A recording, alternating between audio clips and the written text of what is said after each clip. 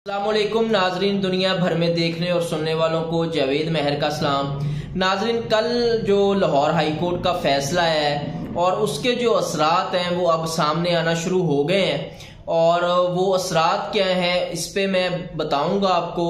और सबसे पहले तो ये बता दूं कि जो इलेक्शन कमीशन है उसने अब कुछ थोड़ी सी हरकत की है और जो अदालती फैसला है उसको मद्देनजर रखते हुए इलेक्शन कमीशन ने फैसला किया है कि वो कल दोनों गवर्नर जो हैं केपी और पंजाब के उनसे मुशावरत करेंगे इलेक्शन के शेड्यूल पे। और इस हवाले से इलेक्शन कमीशन जो है वो एक शेड्यूल मुरतब कर भी रहा है और तो ऑलमोस्ट फाइनल भी है। लेकिन अगर गवर्नर साहब जो हैं वो कल मुशावरत में शामिल होते हैं और इस हवाले से कोई अपना जो एक उनका नजरिया है, जो उनकी सोच है वो इलेक्शन कमीशन के साथ शेयर करते हैं तो फिर तो चीजें आगे बढ़ेंगी। लेकिन अगर गवर्नर साहब जैसा कि पहले टाल मटोल से काम लेते रहे हैं और इलेक्शन पे बात करने के लिए या इलेक्शन की डेट देने के लिए तैयार नहीं थे, तो अगर उसी तरह की सूरत हाल बनती है तो नताइज अब भी मुख्तलिफ नहीं होंगे। और इस हवाले से अब बाकायदा तौर पे ये भी साजिश है कि इलेक्शन को हमने नहीं होने देना। उसकी वजह यह है कि मुस्लिम लीग नून जो है वो बड़ी मुतमईन है इस वक्त और उनको जिन लोगों ने, जिन ताकतवर लोगों ने यकीन दहानी करवाई थी कि हम इलेक्शन नहीं होने देंगे, तो वो इस हवाले से अब भी उतने ही मुतमईन है कि हम इलेक्शन जो है वो बिल्कुल नहीं होने देंगे और इलेक्शन पे आप ना होने पे आप मुतमईन रहें। तो यही वजह है कि पाकिस्तान मुस्लिम लीग नून अब भी मुतमईन है। इससे पहले मैं अगर आपको मिसाल दूं तो इस्लामाबाद हाई कोर्ट ने जब बल्दियाती इलेक्शन का हुक्म दिया था तो आज तक वहां पे इलेक्शन जो इस्लामाबाद हाई कोर्ट है उसके फैसले पे अमल नहीं हो सका। तो यहां पे भी लाहौर हाई कोर्ट ही है, वो भी हाई कोर्ट थी, ये भी हाई कोर्ट ही है। तो अब पंजाब जो कि 12 करोड़ आबादी का सूबा है और सबसे बड़ा सूबा है आबादी के लिहाज से, तो अगर यहां पे भी यही मामला रहता है तो फिर जो मुस्लिम लीग नून है या वफाकी गवर्नमेंट है वो इस मामले पे क्या सोच रही है, क्योंकि इलेक्शन उनको बिल्कुल सूट नहीं करते। उसकी वजह यह है कि जो उनका एक सियासी डी मॉरल है वो तमाम उनकी जो पार्टी है वो इस हवाले से बड़ी क्लियर है कि अगर हम इस वक्त इलेक्शन में जाते हैं तो हमारे हाथ कुछ नहीं आना, हम बिल्कुल अवाम में नहीं जा सकते।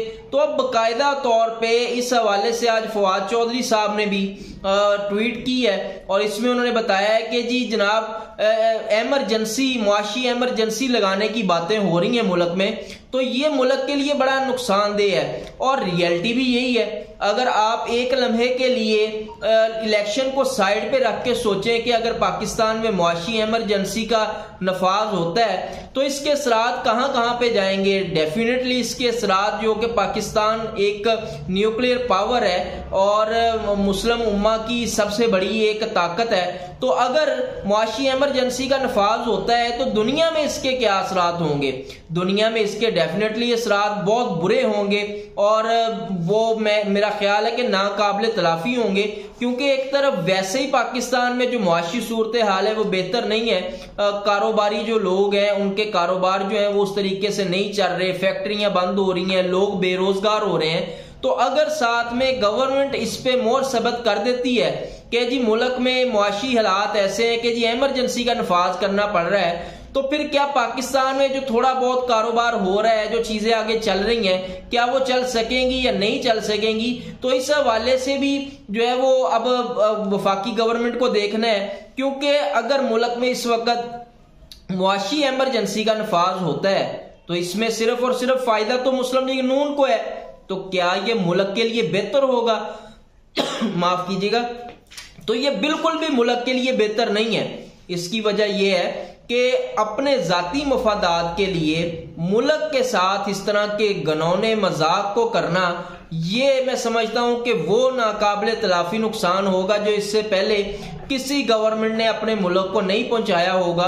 वैसे तो ये पहले ही पाकिस्तान का मुआशी दिवालिया निकाल चुके हैं अपने गलत फैसलों की वजह से, और अब रही हुई कसर जो है वो ये इसी तरीके से निकालने की कोशिश करेंगे।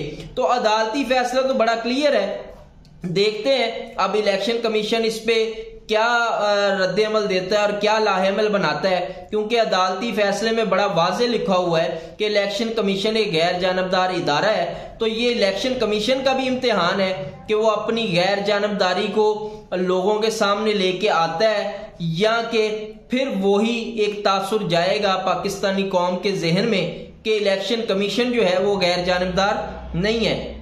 दूसरी तरफ मरियम नवाज जो है वो छोटी छोटी जलसियां कर रही हैं मुल्क भर में, और शादी हॉल्स में उनकी जो वर्कर कन्वेंशन है और जो जलसियां वो कर रही हैं, उसमें उन्होंने आज बाकायदा तौर पे इस्लामाबाद में भी कन्वेंशन से खिताब किया। उसमें उन्होंने अपनी शिकस्त को तस्लीम कर लिया। उन्होंने इसमें कहा कि जी 2-3 माह में 4 माह में हम मुल्क ठीक नहीं कर सकते। तो एक तरफ तो 2-3-4 माह का कहा जाता है, लेकिन 9-10 माह होने को है इस गवर्नमेंट को। तो क्या अभी भी आप 2-3-4 माह कह के एक जो झूठा बयानिया है जो कि आप लेकर के चल रही हैं, कि आप ये कहने की कोशिश कर रही हैं कि अभी तो हमें वक्त ही कोई नहीं हुआ, 1 साल होने को है पीडीएम की गवर्नमेंट को और मुल्क के हालात बद से बदतर होते जा रहे हैं। तो क्या इस सूरत हाल में जो मरियम नवाज है वो जस्टिफाई करती हैं तमाम तर चीजों को? तो क्या वो चंद लोगों को अपनी बातें सुना के उनको तो मुतमईन कर सकती हैं, लेकिन जो पाकिस्तान के हालात है, पाकिस्तानी कौम जिन हालात में जी रही है, उसको वो कभी भी जस्टिफाई नहीं कर सकती। तो इसलिए मरियम नवाज जो है वो बाकायदा तौर पे अब शिकस्त तस्लीम कर चुकी हैं, इतनी बेबस है। तो क्या सवाल यहाँ पे ये पैदा होता है कि अगर ये 2-4 माह में ठीक ही नहीं कर सकते थे, तो लोगों को जो ये बड़के मार के आए थे, उम्मीदें दिला के आए थे कि जी हम महंगाई को कम करेंगे, हम मुल्क के हालात ठीक करेंगे, हम तजुर्बाकार हैं, तो वो बयानिया भी इनका दफन हो गया। ऊपर से इनके घर के लोग जो हैं वो भी अब खुल के बातें करना शुरू हो गए हैं। वो कहते हैं कि जी मुस्लिम लीग नून ने अपना बयानिया खुद दफन किया है। तो ये बयानिया इस वजह से दफन हुआ है कि इनके जाती मफादात थे। जब कहीं पे भी जाती मफादात आ जाते हैं तो फिर वहां पे चीजें सिर्फ मफादात की हद तक रह जाती हैं और पाकिस्तान की हद तक कुछ नहीं है। इसके बाद जी लास्ट पे मैं इस पे बात जरूर करना चाहूंगा कि जो सियासी और एक इंतकामी कार्रवाइयों का सिलसिला जारी है, उसमें जो है वो आखिरी उम्मीद अदालतें हैं। और आज शेख रशीद साहब को जो मरी में मुकदमा दर्ज हुआ था उनके खिलाफ, उसमें उनको जमानत मिली है। और वो मुकदमा ये था कि जी शेख रशीद साहब ने पुलिस एहलकार की वर्दी फाड़ दी है, तो इसलिए उनके खिलाफ जो है वो मुकदमा दर्ज हुआ था। तो आज उनको एक मुकदमे में जमानत मिल गई है। दूसरी तरफ इस्लामाबाद हाई कोर्ट में जो उनके खिलाफ एक मुकदमा है, उसके भी केस में मंडे वाले दिन, सोमवार वाले दिन समाअत है। उस पर भी उम्मीद है कि अदलिया ही वाहिद इंसाफ देने का इस वक्त एक जरिया है। उसके अलावा कि जो पाकिस्तान में एक माफिया है जो कि तमाम तर सिस्टम को हाईजैक करके बैठा हुआ है, उससे किसी किस्म की उम्मीद नहीं है। तो मैं दुआ गो भी हूं कि आने वाले जो दिन हैं वो पाकिस्तान के लिए बेहतर हो, पाकिस्तान के लिए आसानियां हो। तो आज तक के लिए इतना ही। मिलते हैं इंशाल्लाह अपने अगले व्लॉग में कुछ नई खबरों के साथ, नए तज्जियों के साथ। अपना और अपने इस चैनल का ख्याल रखिएगा। पाकिस्तान जिंदाबाद।